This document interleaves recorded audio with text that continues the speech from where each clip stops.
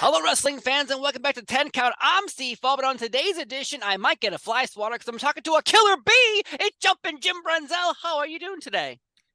Well, just listening to you, I'm full of vim and vigor right now. You remind me of Brian. Oh, Brian's a good. little younger than me, and he's got that honey going all the time. B. Brian Blair. I love those names so much. And Yes. the Killer Bees are such a fun name, too, because when that name is brought up to people, it's like, people are afraid of Killer Bees. But you guys were baby faces, at least in the WWF. And at first, you guys weren't even a tag team originally. Then you come on in, Killer Bees. You got the yellow, you got the black trunks, wearing masks as well, pulling off the trickery of swapping out, pretending to be the other one, tricking the referee. Usually that's a bad guy thing, but you guys are good guys. Like, Well, Steve, that's exactly why we did it, because it's so common for a heel team to, do something to, violate the match and get a win. So it was just very rare that a babyface team like, Brian and I got away with that, and it worked good. They could have gone all different ways with it, but they chose just to put a cover on it. right. It was weird because at some point, somehow they just took the masks off you. And then randomly I would see you with masks. Sometimes you weren't with masks. What was the reasoning of let's have these, let's not have these? Because again, it is a bad guy tactic to do what you're doing. But at the same time, it's like, well, they're good guys. Hulk Hogan was a good guy, but you see on TV the things sometimes he did, you're like, I don't know. The things he's doing seem pretty bad. That's true. Well, I think it was all the brain thrust of the, booking office at the WWE. I mean, we're at the mercy of that. So that's why things went the way they did and ended the way they did. Yeah, that's very strange that a popular tag team like that would suddenly be either split up or removed from their masks. But I love the Killer Bees. And like, there's so many opportunities to talk to you about huge events that you were involved with. WrestleMania 2 is one of them, I think, jumps out at me. A 3-location WrestleMania. The first WrestleMania in 1985 was a success. Madison Square Garden. Yay! What should we do the next year? Let's go 3 different places? That's crazy talk for 1986. And even in today's world, trying to pull it off with today's technology, it's still difficult. What was explained to you about this? Like, hey, we're having WrestleMania. And everyone's like, yay, but in 3 different spots? Well, we were all like sheep. They just let us into a gate, and then when the gate was time to come on, they opened up the gate, and away we went. But I think what was it? It was L.A., Chicago, and what was the other town? You remember? I'm gonna guess it was New York, but Okay. I'm gonna guess. Well, I think we were involved in that. And the ex-football players, it was a battle royal, I Yeah. think, in Chicago. So it was, I the only trouble with the WrestleMania is they were such a big success, and there was no really any amount of figuring out how much money it really grossed, because we never knew. You're at the mercy of the promotion, and of course, they took about 6 to 8 weeks to pay us for those WrestleManias, and I was told that what they did was they put the money in a 6 week CD, and they got the interest on it, for all the pay per view, and then they paid the talent, on the interest that they got from the shows. Wow. That's a very interesting situation. And then of course in WrestleMania 2, you were involved with that epic battle royal that for as long as I can remember, up until around I think 95, they stopped showing highlights of it, but for so long it was showed the wrestlers versus the NFL players inside of a battle royal at WrestleMania 2. What was the consensus going into this? Because I know wrestling was a very protected business, still is today, but people are more aware of what's going on than they were before in 86, are the football plays being included in that? Like, yes, this is predetermined. Yes, we are all in on this together. Or are you keeping this hush hush and just potatoing football players in the face? No, everything was more or less choreographed, Mm. and they knew, because some of them, you know uh I don't know what the insurance deal was, but I mean some of them were concerned about, and likely, if they should get hurt, who's going to pay for it, whatever. So I think that went into it. But to me, I was just glad I was a part of the WrestleMania. The fact that we were in a battle royal with these guys, it was I'd much rather be in a tag match or something else. But if you want to be included and that's where you are, then you go with it. True. So when you watch these shows on pay-per-view or closed circuit television at the time, again, 3 locations, but each location really got 4, maybe 5 matches each.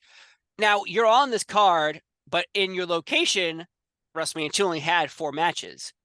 Were there matches before? Because I imagine, as a fan, I wonder if someone bought a ticket to Chicago WrestleMania 2 thinking they're going to see Hulk Hogan versus King Kong Bundy in the main event in a steel cage. They don't. The main event would be, I think it's the British Bulldogs are in action in the main event. So is anyone aware of this? Do you know if fans are like, oh, I can't wait to see this Battle Royal, but where's Hulk Hogan? Steve, I have no idea. I Mm, can't remember back that far. The last WrestleMania I remember was WrestleMania 3, and that's when that Brian and I were involved with the Iron Schnook and Nikolai Volkov. yeah. That's when Hacksaw Jim Duggan ran into the ring, interfered, and got us disqualified, and we were supposed to be happy that he did that. Right. That makes a lot of sense, doesn't it? The purse money. I remember that was a big aspect of storytelling in on television was if you won a match, you made more money, and that to me is a strange thing in wrestling. Like, why are we here? Why did everyone show up in these tights and these outfits to wrestle here? Because I don't like you. The idea of having winners and losers have money versus not having money made more sense to me. But again, WrestleMania 2, 3 locations.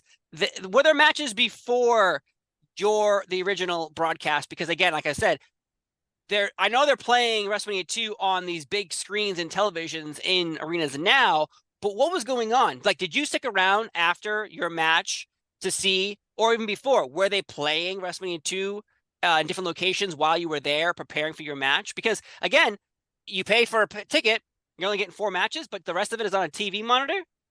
I have no idea, Steve. I Mm, can't remember the format. All I remember is that, we went on and then when we were done, boom, we showered and got out of there. got out. So, yeah, I don't remember. And I don't remember the format. I don't know if they included different matches, because everything was video. I mean, I don't know. Wow. Yeah, because that's always like a scenario of I think Bruce Pritchard has told stories. He wasn't there at the time. His first show, I believe, was right after WrestleMania 3, but he has, I think, a lot up like, you're in an arena of say 15,000 people and you wheel out a TV in the front row. Well, how the hell can I see that little TV when I'm Yeah. way up in the top, which is not possible. But hey, though you mentioned earlier, WrestleMania 3, you were involved with that. 93,000 fans in that arena. What was that part of it like? Because everyone always talks about this huge arena. You see pictures of it. What was that like for you being in front of all those people?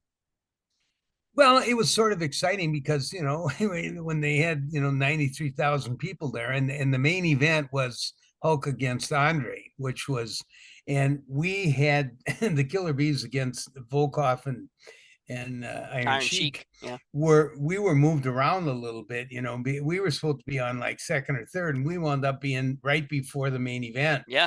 So, most of the people were waiting, for the Hulk Andre match, and it was, I'll say this, of all the pay-per-views that I've done or did with the WWE, they were all done very classy, and everything was just boom, right on, and basically that was because when Vince got involved in promoting the WWF at that time throughout the country and throughout the world, he was helped by Dick Ebersol, Yeah. who was the head of, I believe it was NBC ABC. Sports. Yeah, well, sports, and he changed the promotion. I mean, all of a sudden, the WWE TV promotion was on scale with whatever you saw, on major channels, on a Saturday and Sunday. So that's another reason why most of the small territories couldn't compete. against Vince because he he spent like 200 grand for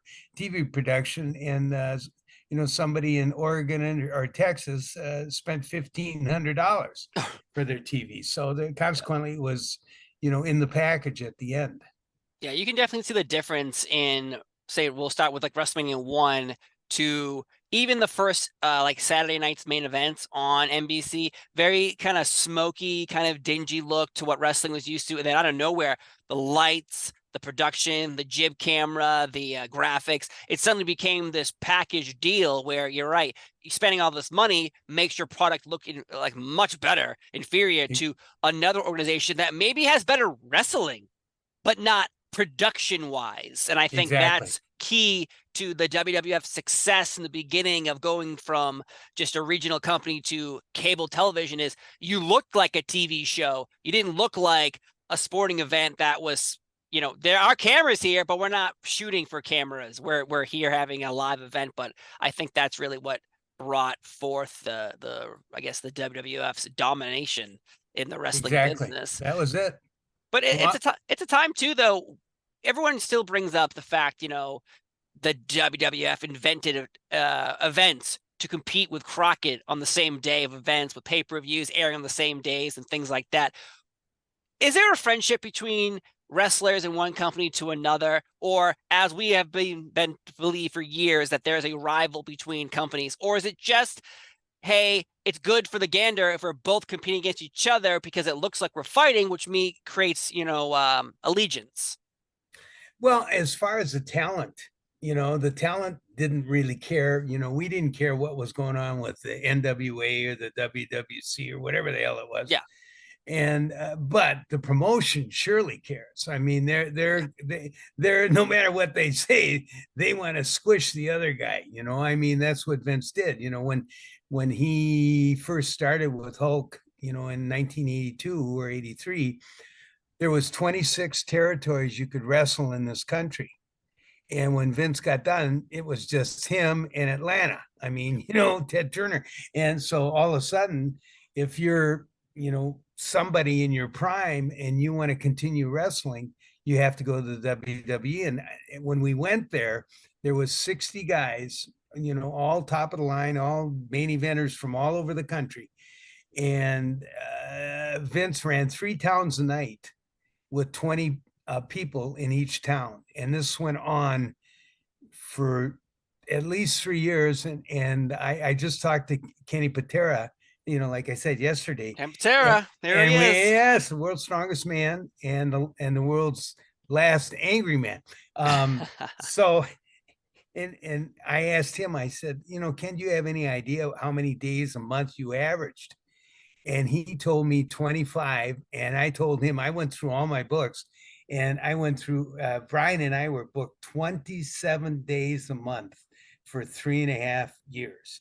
And we went 52 days in a row without a day off. And then Greg Valentine broke my hand in Rockford, Illinois, by accident. I did a double wrist lock, and he went to block it. And when I did, I threw my weight into it, and his hand on top of my hand on top of his hand broke my hand. So I had to go home for 2 days. They let the swelling go down. I put the cast on, and then away we went, for another 3 weeks on the road. And I won more matches with that cast on my hand, clotheslining people, than I did with any drop kick. Wow. Now, what is that perspective like? Because now you're talking about it as like, oh, we survived these road stories and it's a good time. But when you're living in that, hey, go home for 2 days, make sure your arms swell down, but we need you back on the road in 2 days. Family man, you have friends, you're missing holidays, birthdays, celebrations. What does that do in long term as here you are now, older gentleman after all the road stories?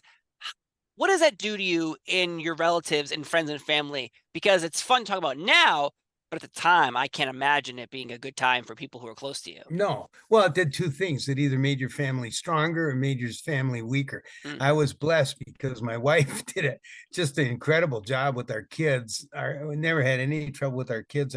My kids, graduated from college and, multiple degrees and great jobs. So I was very fortunate. It was because of my wife, because I was gone all the time. And at the same time, Steve, I had a business. I had Jumpin' Jim Brunzell's gym in Oh, White nice. Bear Lake. So I was going back and forth with that, long distance every single day, no matter where I was. So it made it pretty complicated. But, I think many of the guys were blessed with a great relationship with their wife. And consequently, I think it held their family together. And, wrestling played a second fiddle to their family. Yeah. Because I remember Roddy Piper doing an interview once where he said, he's on the road, then he retired, he was home, and he realized he had no place at his home because it's been running without him this whole time. 9, 10, 12 years gone by, and now he's home as the dad, authority figure dad. Hey, do this. What? He has no place because he's been gone for so long. And again, that has to put a toll on someone because you're talking about 27 days, 52 at one point, your arm's broken, they send you home, come back. Like there is a mental toll eventually. And then when they say, oh, we don't need you anymore, it's like, well, I did all this for you, but you were getting paid. But I did this for the company. And they're like, yeah, well, thanks, we don't need you anymore. Like, what does that mentally do to you? Because obviously being on the road for so long, away from your family, now they don't they don't need you to work for their company anymore. You go back home, and then, luckily you had a great wife. Like, how does that all pan out? Well, you have to realize, first of all, that pro wrestling is built on two words, and it's Wrestling this, business? yeah, wrestling business, uh, deceit and greed. So you have to realize that you can't put all your eggs in one basket with pro wrestling. You have to realize that you're gonna you're gonna put this up. You're gonna sacrifice this amount of time of your life, and hopefully it'll make a difference. And it was funny because Vince fired me 3 times and he hired me back twice, to work with different guys on the road. And Why did he fire you though? oh, he and I didn't get along. It was Okay. business oriented. I questioned the way he paid, and I really, I mean, when you look at pro wrestling, it's one of the biggest organizations, and as far as money making, and we still have no union. I I, mean, we're independent contractors. So independent contractors, all Vince has to do is say, okay, here's your pay. That's it. There's no there's no workman's comp, there's no insurance, there's no retirement, there's no benefits. So, you got to save your money and realize that at the end of the train, you better hopefully prepared yourself, because pro wrestling prepares you for nothing, mm-hmm. nothing. Unless you can, go back and work, for Vince like some of the guys did. That good for them, but I just couldn't do that. And he and I just didn't get along, so that's the way it worked. Well, I know you were part of a class action lawsuit where involved, I believe it was more about concussion protocol and just not protecting your workers while being injured. Yes. Many wrestlers joined that, Demolition, I believe Raven, a few others here, obviously a bunch because it wasn't just one person. No, it's 50 or 60 guys. And what was the reasoning behind you doing that for the workman's comp of, hey, I'm out here busting my butt, injuring myself, and you don't seem to care? Well, here's the whole premise of the whole lawsuit was the fact that uh, a number of us sustained, head injuries, whether it be concussions, knocked out, etc., Yeah. over our career with the WWE. What the lawsuit said was if Jim Brunzell winds up with early dementia, or Alzheimer's or ALS or something related to CTE, and you can't find out if you have CTE till you're dead when they cut Right. your brain open. Yeah. So what they in this lawsuit, what they wanted the WWE was to pay for our treatment in a nursing home.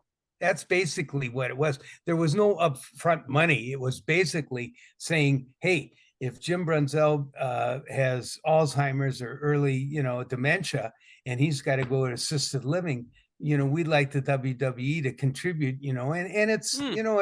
it's $12,000 to $15,000 a month to be in those, Yeah. and like I say, you work your whole life. I wrestled 28 years, and during that time, I had 5,000 matches, and I was lucky to get a job when I was 50 years old, by a company in Minneapolis and St. Paul. Otherwise, I didn't know what I was going to do. I mean, I still had, a mortgage, and, I mean, that affected all of us. Right. Because I imagine, like you said, you're on the road and the road costs money, food, everything, gas, and coming back after being, part of a tag team and doing well for yourself, but then at the same time, sometimes the well will dry. And obviously, the fact that injuries definitely occurred to you and other wrestlers, and it's interesting you say the lawsuit did what was pushed out like twice. Like it didn't go anywhere twice because I don't know, the judge who was involved just said no, we're good here. But yet, That's because he was in Stamford, Connecticut, the home oh, of was WWE. the Yeah, it was trial in a Stamford, local. Connecticut? Yeah, it was a Oh, local doggone judge, and okay. he just threw it out. So, I mean, there still might be something down the road. I know this lawyer. He's a Greek. Kairos is his last name.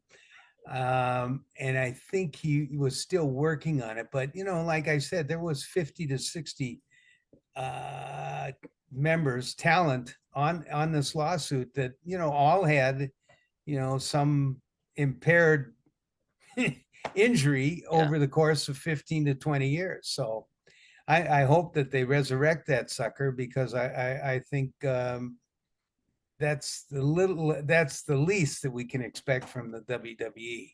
Because I know I think really what happened was after the Chris Benoit tragedy happened, that the WWE suddenly really opened up their pocketbook and was like, "Hey, if anyone has any drug issues, we'll pay for you to go to rehab. Doesn't matter that you don't work for us anymore. We will pay." Scott Hall is a good example. Sonny, other people like that. But the other side of it is something, your situation or other situations where that's not being resolved. And I don't work for the company, so I have no preference on, I don't work there, so I have no idea what they want to do and don't want to do. But obviously, maybe it's more money to be pushed out of the company to assist you and other wrestlers from the past. I'm not sure, but either way, I think it's interesting to see where I didn't know I didn't know it was in Connecticut. I didn't know that the judge said, "Oh, we're good here in Connecticut." But Sure, uh, let's move on though, because we were talking about WrestleMania 3 a little while ago, and you did sure. compete against Iron Sheik and Nikolai Volkov in that, and Hacksaw Jim Duggan did show up, causing disqualification, which realizes you don't win. And you were placed before the main event, Hogan versus Andre, and you did mention, you're supposed to go on second, and now you're on second to last. Now, Right. what are you doing? Just sitting there waiting to be told when this is going to happen? Is anyone even saying, "Hey, you might not even wrestle on this"? No, no, we knew we were going to wrestle. What they do basically is they have a format with, first match, second, third, fourth, fifth match, boom.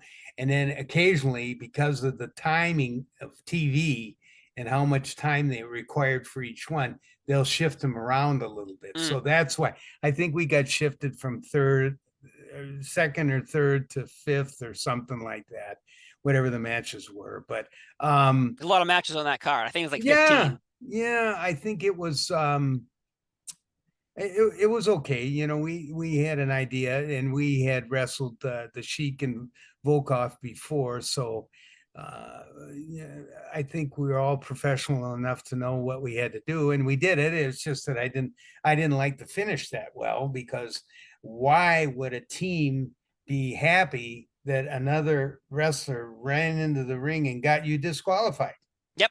Just doesn't make sense. No, it doesn't. But like you said earlier, the fans, unfortunately at the time, probably were like, "Okay, we like this match, but where's Hulk Hogan and Andre the Giant? Because we paid. It's 93,000 fans in here, and Yeah, plus earlier in the exactly. night, Macho Man and Ricky Steamboat, stole the show." Exactly. And And that's an interesting question too. Is after WrestleMania 3, everyone talks about everyone came to see Hogan versus Andre, but everyone always talks about how great Macho Man Ricky Steamboat was. Do you know of any disruption in the locker room where Hogan was a little upset that maybe Macho and Steamboat went out of their way to put on a banger of a match, and then Hogan comes out, has a match, and he sold out the place, but he didn't have the best match. Did you you know, ever hear about? no, I don't think Terry Bollea, who was the Golden Goose, Vince could not have had the success of the WWF or WWE without him. Yes. He's the one who did it all. He deserved everything. They worked his body to, unbelievably. I mean, they used to fly him around in a Learjet, which was good because he could fly home at night instead of, being on the road with the rest of us. But to me, he did an incredible job. He worked hard in the ring, had a great shtick, and he was the WWE. And I don't think Rick Steamboat and Ricky Steamboat was one of the best pro wrestlers in the ring. Period. Yeah. I mean, he's in the top 5 or 6, and there's many names you can put in there, but he was. I mean, he used to have in the Mid Atlantic. He used to have matches with Ric Flair. Honest to God, I mean, it was an hour every night they worked, and it was just up, down, bing, bing. Great story. And Steamer was just incredible in the ring, and everybody. I mean, look what he did with Jake the Snake. I mean, that was an incredible run he had with him, Yeah. and he was, he's a great friend, and he was just a great talent. But you do, because I know as years go on, Macho Man and Hulk Hogan hate each other. There's been like ridiculous amounts of friction, obviously for so many years. It's too bad. What you're saying is after WrestleMania 3, there wasn't this friction building because obviously the Mega Powers happened a year later, and then the Mega Powers explode a year after that, WrestleMania 5. So you're saying there was no beef after WrestleMania 3 between Hogan and Macho Man over the fact that Macho had a better match than Hogan. No, Okay. none that I know of. I mean, everybody goes out there to do the best they can, and if they have a good match, great. I mean, Andre and Hulk did what they could. They got a lot of pops and everything, and people were happy, when Hulk slammed them at the end or whatever. But uh, that was the nature of the business. I mean, there was a lot of good talent there that, there was talent there on the first or second match that they had more talent than a lot of the guys in the main event, Oh in yeah, terms of, yeah. and I think Don Morocco and oh yeah, Orndorff are in the front end of that. I think, yeah, like WrestleMania 3 has a lot of good matches up front. I think Hercules is in like the first or second match, in like a full Nelson type of yep, battle between oh god, he's from Oregon. What the hell's his name? Billy Jack Yes, Hayes. Billy Jack Hayes. And I was like, what is his name? But yeah, Yeah. so WrestleMania 3 is a very long event. But if you've never watched it, people watching this interview right now, I think I advise watching it because it's like watching like an older movie where you can appreciate what is being built. It's the starting point, I think, of the WWF's dominance over everything in general. But you also were in the first ever Survivor Series, 1987, and this is when it was around, on Thanksgiving or Thanksgiving Eve. And what was that situation like? Because it's hilarious. If you watch Survivor Series 1987 and you watch the event, you're in a match where it's all the tag teams are in this matchup, but there's so many people that there's no room on the ropes. So No, bouncing off, you're not bouncing off a rope, you're bouncing off people. Like, what was that situation like? How can you even work in that environment? it was horrible.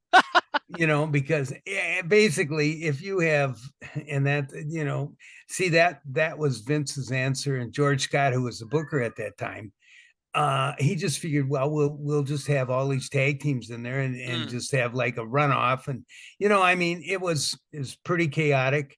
It's basically real dangerous because you have no idea, if there's eight guys in the ring and everybody's moving around, you don't have eyes in the back of your head, so you have to be careful that nobody trips you up, or you hurt your knee or something, or ankle. I So was gonna say I pulled up all the names. yes, These are the bodies that are in there. We got the British Bulldogs, the Killer Bees. You have Fabulous Rougeaus, Strike yep, Force, Young Stallions. That's on one side. Okay. Other side, Bolsheviks, Demolition, the Dream Team, Heart Foundation, the Islanders, and there's just a bunch of managers in the bottom. But yeah, so that is what you got going on. Because the other matches, it's 5-on-5. This is 10-on-10. yes. There's no room for people. It was chaotic, and I was glad I was included in the match, but you can't really have a real good match with all those people because it's too hard to tell a story. Yeah. And that was the basis for pro wrestling, is you tell a story between what's good and what's bad. It's a 37-minute match, too. Yes. 37 minutes. Yeah, And I can't remember how far we went in that. I don't know if we were in the last four teams or what, but you, I can't remember. But I'm glad everybody came out of it unscathed. yeah, you're second to last in that. But again, it's when you visually watch it, there's the ring and then there's a camera, and then all it is this is the people and here's the camera. The camera cannot see through all the wrestlers, which is one of the things that you see and you're like, who thought this was a good idea? Like, who? There's too many people, and again, if there's so many people, it's like a Royal Rumble where you're kind of stuck in a situation where I can't really do a lot of moves because of so many bodies being involved. But how was that situation? How was Survivor Series explained to you? You're like, oh, it's just a multi-man match. Yes, more or less. We were all professionals, so we knew what we had to do, to get the match over, and away we went. That was it. My God, you've been involved with so many historic moments, Killer Bees being baby faces, but pulling off heel moves. WrestleMania 2, 3 locations. I'm still curious on if some dad bought a kid his ticket and they went there, and then I love all the locations, but imagine you think you're going to see Hulk Hogan versus King Kong Bundy in a big blue steel cage, and you see NFL players getting potatoed by wrestlers. I don't know. I want to know. I need to find a son or a dad who brought their son to WrestleMania 2 in Chicago, where you were.